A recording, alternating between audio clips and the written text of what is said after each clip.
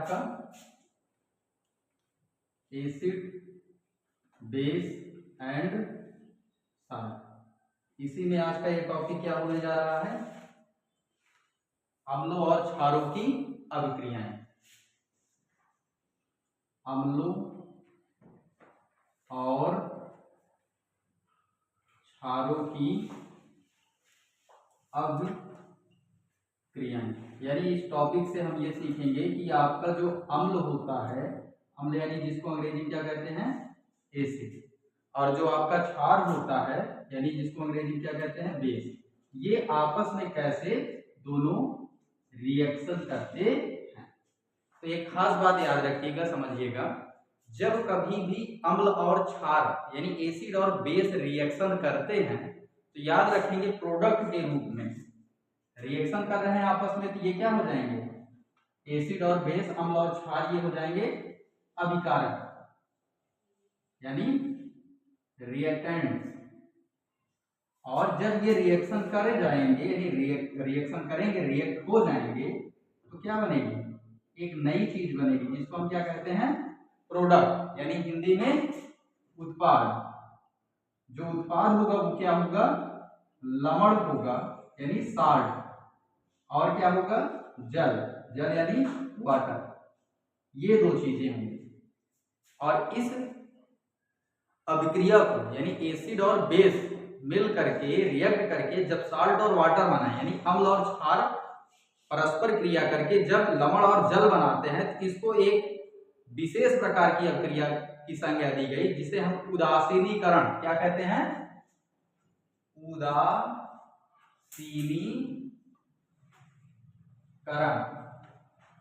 अभिक्रिया,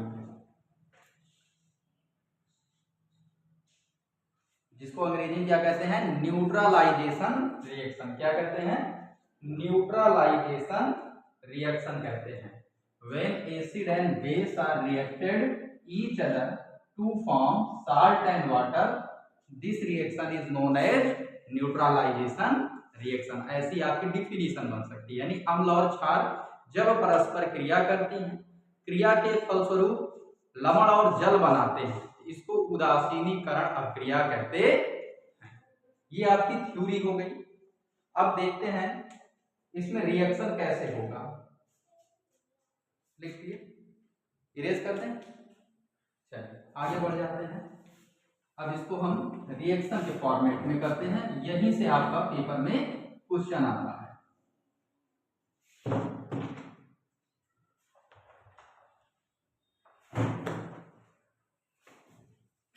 यानी कहने का मतलब अम्ल होगा एसिड, क्षार होगा बेस, दोनों आपस में रिएक्ट होंगे तो क्या बनेगा, लवण यानी साल्ट, इसके साथ साथ बाई प्रोडक्ट और क्या होगा, जल, जल यानी वाटर।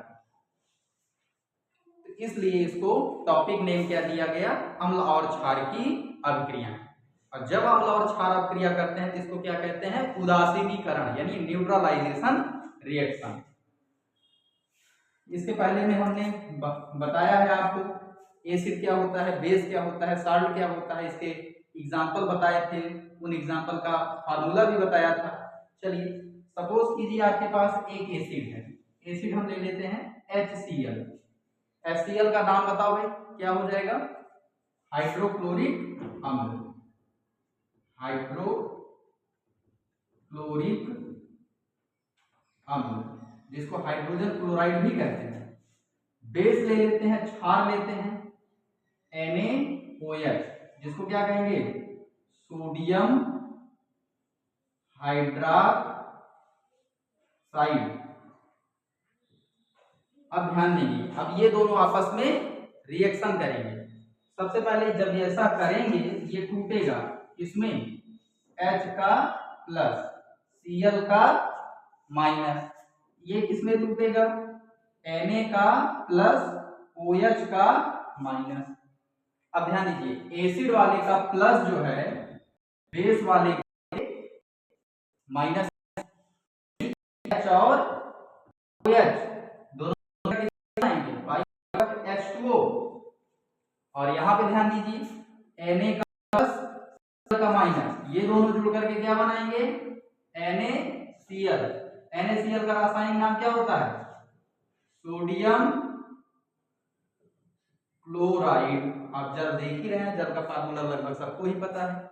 इस सोडियम क्लोराइड को और क्या कहते हैं जनरली नमक। जो आपके घर में नमक है उसका फार्मूला यही, समझ आया ना? लिख लो, जल्दी से लिखो, फिर आगे बढ़ते हैं।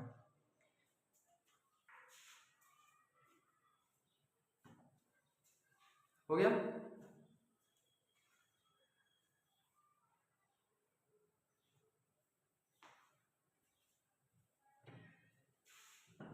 एक एग्जांपल और कर लेते हैं जिससे सारी चीजें क्लियर हो जाएं।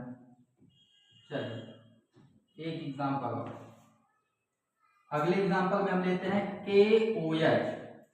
KOH क्या है बेस है ना, क्योंकि इसमें OH है। जिसमें OH उपस्थित हो निगेटिव में वो क्या होता है बेस हो जाता है, ये बेस हो जाएगा। नाम बताओ पोटेशियम हाइड्रोक्साइड।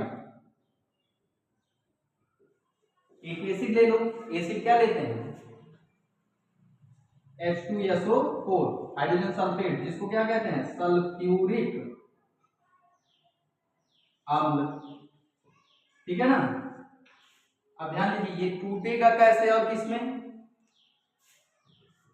अगर तोड़ गए तो रिएक्शन आसान, ये K का प्लस OH का माइनस, ये H2 दोनों हाइड्रोजन H प्लस के फॉर्म में, और SO4 इसकी वैलेंसी 2 होती है, 2 निगेटिव चार्ज रखता है, ठीक है ना?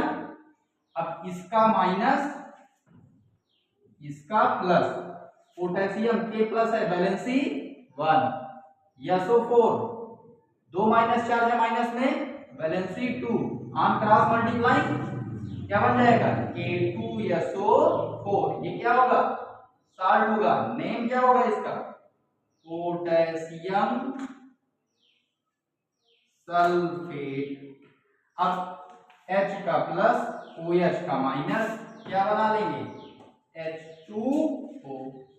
समझे भाई? कोई दिक्कत तो बैलेंस कर लीजिएगा।